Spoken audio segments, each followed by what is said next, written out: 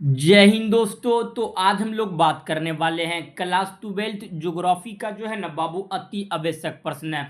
आपका एग्जाम जो है 2026 में आपके एग्जाम में यही सब प्रश्न जो है ना बाबू पूछे जाते हैं। तो आप लोग ये सभी प्रश्न का आंसर अच्छे से याद कर लीजिएगा। आप लोग जो है ना बाबू वीडियो को शुरू से लेकर लास्ट तक देखिएगा। आपके एग्जाम में यही सब प्रश्न आता ही है, समझे। तो चलिए आज का जो हमारा पहला प्रश्न उसको देख लेते हैं। आज का जो हमारा पहला प्रश्न है कि 2011 के जनगणना के अनुसार भारत की कुल जनसंख्या कितनी थी। ऑप्शन नंबर ए में 111.20 करोड़, ऑप्शन नंबर बी में 121.10 करोड़, ऑप्शन नंबर बी में आपका जो है ना 318.20 करोड़, ऑप्शन नंबर डी में 200.01 करोड़। तो इसका सही आंसर बाबू आप लोग कमेंट करिए कि 2011 के जनगणना के अनुसार भारत की कुल जनसंख्या कितनी थी। इसका आंसर बाबू आप लोग कमेंट करिए। ये प्रश्न आपके एग्जाम में कई बार पूछ लिया गया और पूछा ही जाता है, समझे। तो बाबू इसका जल्दी आंसर आप लोग कमेंट करिए। तो इसका सही आंसर ऑप्शन नंबर क्या हो जाएगा, आपका बी हो जाएगा, समझे। 2011 की जनगणना के अनुसार भारत की कुल जनसंख्या देखिएगा ना, तो 121 दशमलव आपका जो है ना 01 करोड़, कितना है 121.01 करोड़ कुल भारत की क्या थी बाबू जनसंख्या थी। कब के अनुसार, तो 2011 के जनगणना के अनुसार। ये प्रश्न बाबू आपके एग्जाम में कई बार पूछ लिया गया और पूछा ही जाता है, समझे। इसको याद रखिएगा। अगला क्वेश्चन आपसे पूछेगा कि जो है ना कभी कभी दे देता है 2001, कितना 2001 के जनगणना के अनुसार भारत की कुल जनसंख्या कितनी थी। तो याद रखिएगा बाबू 102 करोड़, क्या थी 102 करोड़, याद रखिएगा। ये आपके एग्जाम में ये दोनों प्रश्न बाबू पूछा गया है, समझिए। अब यह कॉन्सेप्ट को समझिए आप लोग।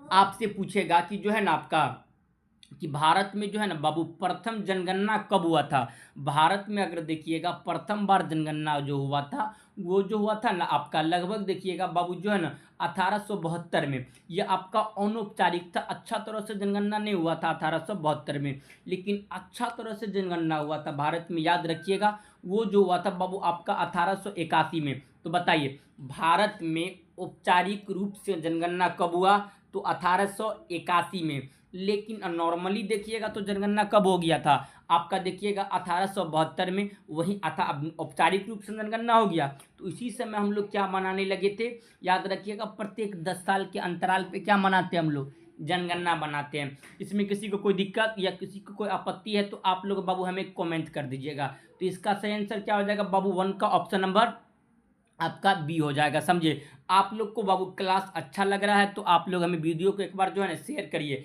एक बार वीडियो को लाइक कर दीजिएगा, समझिए। आपके एग्जाम में बाबू यही सब प्रश्न आता है, तो आप लोग जो है ना कॉन्सेप्ट को और जो हम बता रहे उसको भी आप लोग अच्छे से समझते रहिएगा, समझे। तो क्वेश्चन नंबर 1 का ऑप्शन नंबर क्या हो जाएगा बाबू, बी हो जाएगा। बाबू एक बार वीडियो को शेयर करिए आप लोग, और आप लोग टेलीग्राम और व्हाट्सएप ग्रुप पर जाकर ज्वाइनिंग हो जाइएगा। क्लास खत्म होने के बाद इसका पीडीएफ व्हाट्सएप ग्रुप या टेलीग्राम ग्रुप दोनों पे प्रोवाइड करवा देंगे, समझिए। तो ऑप्शन नंबर बी। तो चलिए क्वेश्चन नंबर 3 को देख लेते हैं।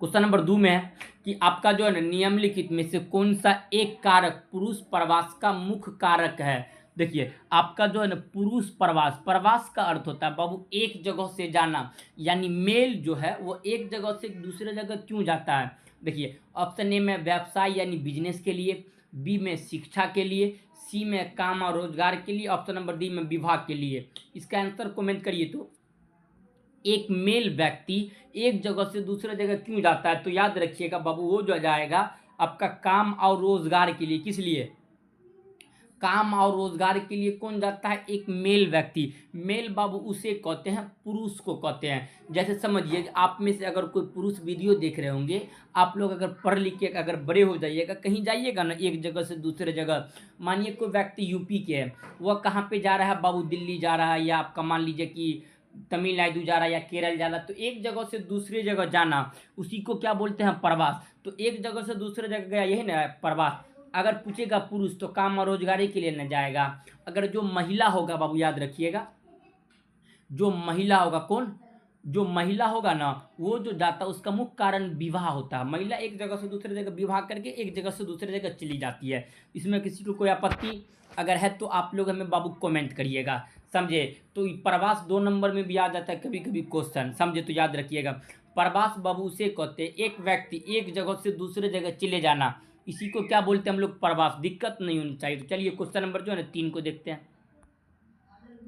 क्वेश्चन नंबर 3 में क्या है कि जो है ना आपका भारत की जनगणना के अनुसार निम्नलिखित में से कौन सा जो है ना बाबू विशेषता नगर के लक्षण नहीं है? नगर पूछ रहा है यानी शहर के लक्षण नहीं है। ऑप्शन ए में है जनसंख्या का आकार 500 व्यक्तियों से अधिक होती है, ये तो भैया 110% सही है।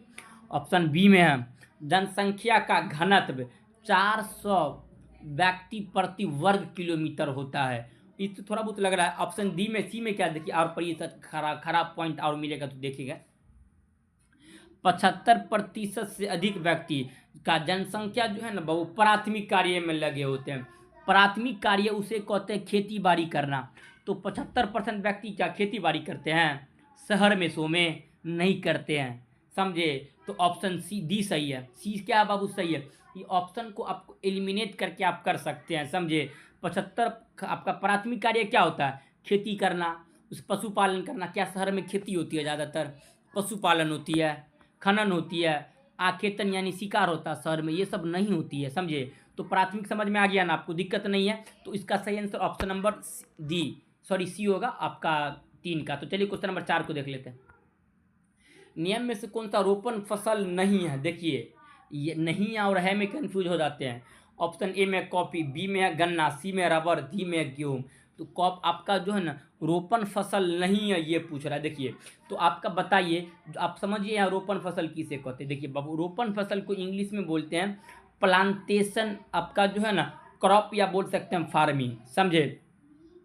तो इसमें से कौन सा प्लांटेशन फार्मिंग नहीं है? रोपण फसल बाबू देखिएगा तो याद रखिएगा जिस चीज़ का खेती किए, आप 2 शब्द में याद रखिएगा।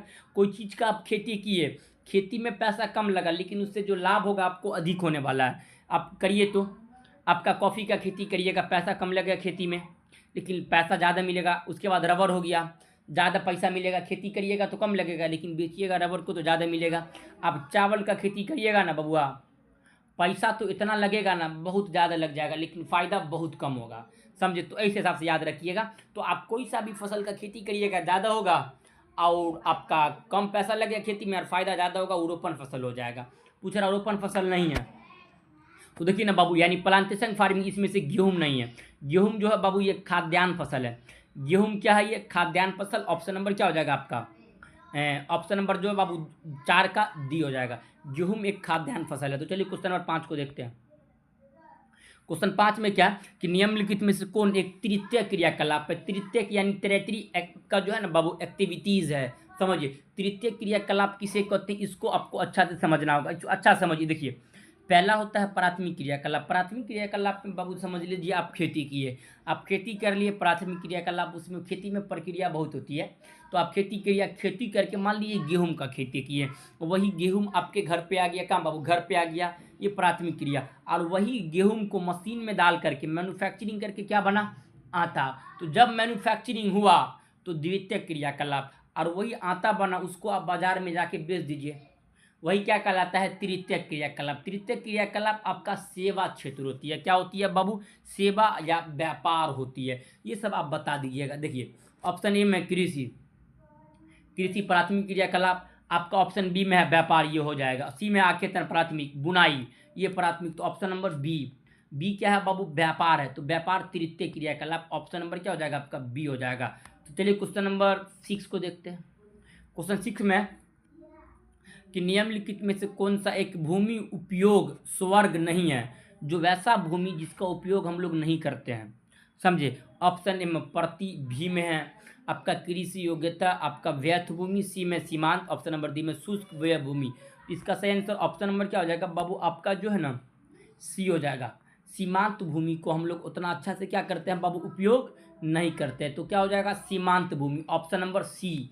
तो चलिए क्वेश्चन नंबर जो है ना 7 को देखते हैं। क्वेश्चन 7 में है कि निम्नलिखित में से कौन सा ऊर्जा का एक अनवीकरणीय स्रोत है?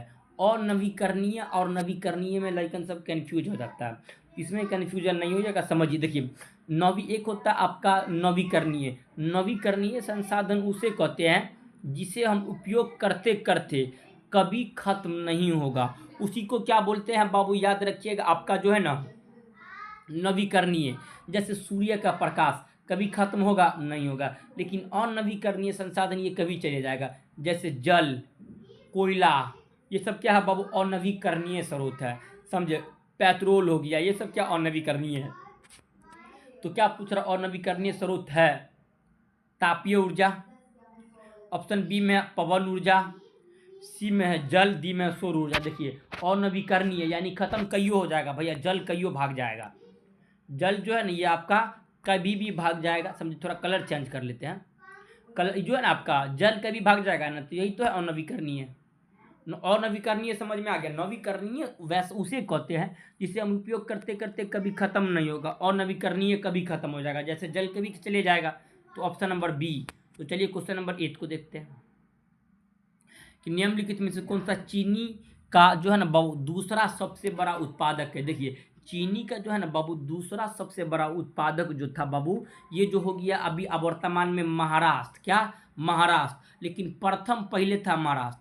प्रथम ज़्यादा पहले क्या होता था बाबू, महाराष्ट्र में सबसे ज़्यादा चीनी होती थी, लेकिन वर्तमान में देखिएगा ना ये हो गया उत्तर प्रदेश में। क्या हो गया बाबू उत्तर प्रदेश में। उत्तर प्रदेश में सबसे ज़्यादा क्या होती है अभी चीनी होती है, और सबसे दूसरा नंबर पे आता है महाराष्ट्र। तो अब पहले होती थी बाबू सबसे ज़्यादा कहाँ पे, महाराष्ट्र में, लेकिन अब ज़्यादा कहाँ होने लगा, उत्तर प्रदेश में, समझे। तो पहले का आंकड़ा से याद नहीं रखिएगा, वर्तमान वाला आंकड़ा याद रखिएगा। ये आपके एग्जाम में क्वेश्चन आ जाती है, कई बार पूछा भी गया है, समझे। इसमें किसी को कोई दिक्कत या कोई आपत्ति है तो हमें बता दीजिए। वह आपका दूसरा नंबर पे आ जाएगा महाराष्ट्र, और प्रथम नंबर पे आ जाएगा आपका यूपी। तो चलिए क्वेश्चन नंबर 9 को देखते हैं।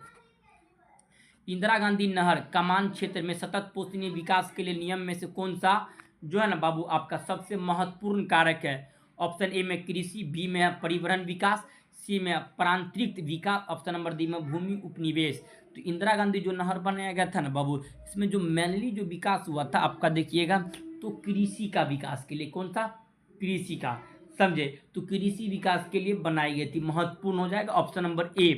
तो चलिए क्वेश्चन नंबर 10 को देखते हैं। नियम में से कौन सा जो है ना बाबू स्थलबंध पोताश्य है। पोताश्य कहते हैं बाबू आपका बंदरगाह। बंदरगाह को इंग्लिश में बोलते हैं बाबू आपका जो है ना पोत, यानी हार्बर उसी को बोलते हैं, समझे। तो इसका सही आपका ऑप्शन ए में बॉम्बे, बी में विशाखापत्तनम, सी में हल्दिया, डी में एन्नोर। तो इसका स्थलबंध पोताश्य जो हो जाएगा बाबू ये विशाखापत्तनम हो जाएगा। क्या हो जाएगा, विशाखापत्तनम क्या हो जाएगा, ये स्थलबंध पोताश्य है, option number B. Question number 10 का ऑप्शन नंबर क्या हो जाएगा बाबू, बी हो जाएगा। विशाखापत्तनम ये बाबू एक बंदरगाह है, समझे। तो चलिए क्वेश्चन नंबर जो है ना आपका 11 को देखते हैं। क्वेश्चन नंबर 11 में है कि जो है ना नव निश्चयवाद का प्रवर्तक कौन थे। नव निश्चयवाद, तो नव निश्चयवाद ऑप्शन ए में टेलर, बी में हेम्बोल्ट, सी में ब्लास, डी में आपका रेथजेल। तो नव निश्चयवाद जो था ना इसका जो प्रवर्तक था ये अब याद रखिएगा, ये जो था ना आपका ग्रेफी टेलर था। क्या नाम था, ग्रेफी टेलर। इसे रुको और जाओ के भी नियम से जाना जाता है, लेकिन पूछेगा आपका जो है ना ये ब्लास जो था आपका संभववाद, रेतजेल निश्चयवाद। इसी को आपका मानव भूगोल का जनक किसे कहा जाता है, फ्रेडरिक रेतजेल को। ऑप्शन नंबर क्या हो जाएगा बाबू, ए हो जाएगा। तो चलिए क्वेश्चन नंबर जो 12 को देखते हैं। पर्वतों पर किस प्रकार का अधिवास पाया जाता है। जो पर्वत यानी आपका जो होती है पहाड़, उस पर कौन सा जो है ना आपका प्रकार का व्यक्ति सब रहते हैं। देखिए त्रिभुजा, आयता और सीढ़ीनुमा। तो बताइए बाबू ये पर्वत यानी पहाड़ है, इस पर जो व्यक्ति कैसे रहता है बताइए, जल्दी बताइए। इसका आंसर कमेंट करिए। तो ऑप्शन ए में है देखिए त्रिभुजा या आयताकार या सीढ़ीनुमा। तो पर्वत जो व्यक्ति सब रहता है ना बाबू, तो याद रखिएगा वो एक आयताकार में रहता है। क्या, सॉरी पर्वत पे रहता है, आपका पर्वत पे आयताकार नहीं रहती है, पर्वत पे ये आपका सीधुनुमा होगा। पर्वत पे कौन सा प्रकार की बस्ती पाई जाती है, सीधुनुमा, ऑप्शन नंबर डी 12 का। तो चलिए क्वेश्चन नंबर 13 को देख लेते हैं। 13 में क्या है कि निम्नलिखित में से जनसंख्या कार्यशील आयु वर्ग का जो है ना बाबू प्रतिनिधित्व करता है। ऑप्शन ए में 15 से 59, ये हालांकि बताइए होगा 15 से 59 ही इसका आंसर हो जाएगा। ये बाबू क्वेश्चन, ये क्वेश्चन जो है 2024 में 2025 में ये क्वेश्चन आया हुआ है, समझे। कार्यशील आयु वर्ग क्या है, तो बाबू याद रखिएगा 15 से ये 59 वर्ष की जो आयु होती है ये आपका कार्यशील आयु है। यहीं पे व्यक्ति सब क्या करते हैं, काम और रोजगार करते हैं। तो ऑप्शन नंबर ए। तो चलिए क्वेश्चन नंबर आपका 14 को देखते हैं कि नियम में से कौन सा जो है ना बाबू अधात्विक खनिज है। ऑप्शन ए में सोना, बी में है आपका अभ्रक, सी में तांबा, डी में चांदी। तो अधात्विक खनिज जो हो जाएगी बाबू अभ्रक हो जाएगी। अभ्रक कैसा खनिज है? एक अधात्विक खनिज है। तो क्वेश्चन नंबर 14 का बी। चलिए 15 को देखते हैं। क्वेश्चन नंबर 15 में क्या है कि निम्नलिखित में से कौन सा प्रतिकर्ष कारक नहीं है?